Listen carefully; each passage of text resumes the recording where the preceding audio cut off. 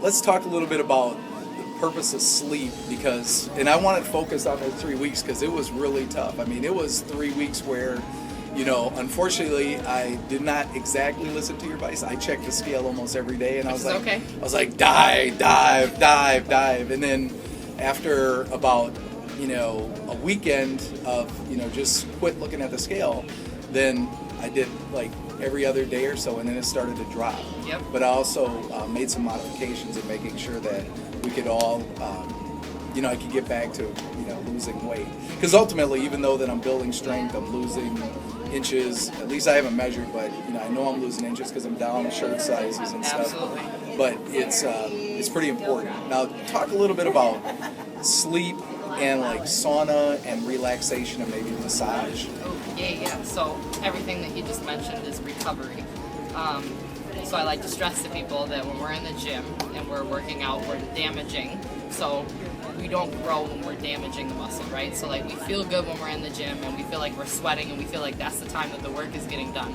But really in that recovery loop, the time that is spent as far as meeting our goals is in that recovery time. So when you damage something, you kind of hit that, you kind of go dip below that line. The point with the sauna and massage and those kinds of things is to bring you above that recovery line and to get back above where you were to then do more damage. So the problem that people run into is when we work out, we train, and we're only focusing on what we're doing to our body or the output of how hard we can go, we forget that we continuously kind of chip away at this downward trend. So the point of recovery in sauna, implementing these other techniques, is to do a little bit of damage in the gym, recover, become better, and then do a little bit more and continually progress, but in an upward trend, not downwards.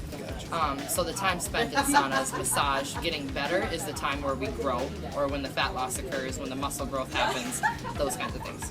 Yeah, I know I approach it very blindly too. It's like I just had this goal, and then now that we're into the weights, I do understand that recovery time is absolutely so important. 100%. So I'm going to ad-lib a little bit, may cut this out, but so endorphins, I want you to explain something to me. I hadn't done like a leg press in so long that I didn't even know what a squat and a leg press was, but I literally had this feeling come through me when you had me stretch on a leg press with like, first it was no weights and I had like, 50 pounds, 135 pounds on it. But can you talk a little bit about endorphins or like when you haven't used a muscle? Because, well, I'll interject one other thing is that like I notice whenever I work my legs or my glutes or something, I have a different rush through my body. Like it's so.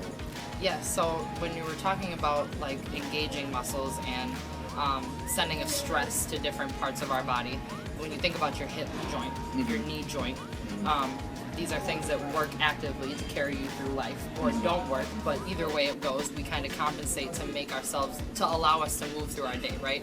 So it's like even though you haven't been stressing your hips or your knees, you're still moving through life doing that. So what we did with the leg press was put you in a completely different position. We allowed those joints to move through the range of motion, but also be safe and stable.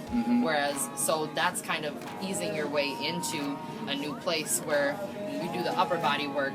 That's great, but now we're sending a different kind of stress. Yes.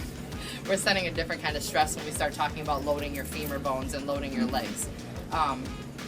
So metabolically, we're also demanding a different kind of energy too. So when you think about big muscle groups, your hips, your knees, the feeling that you felt when you were in there is because if you haven't put a lot of range of motion or if you haven't gotten into those joints, you're holding a lot of stress, you're holding a lot of you have scar tissue there, you have all kinds of things that have built up to protect you to not get into that deep place of range of motion.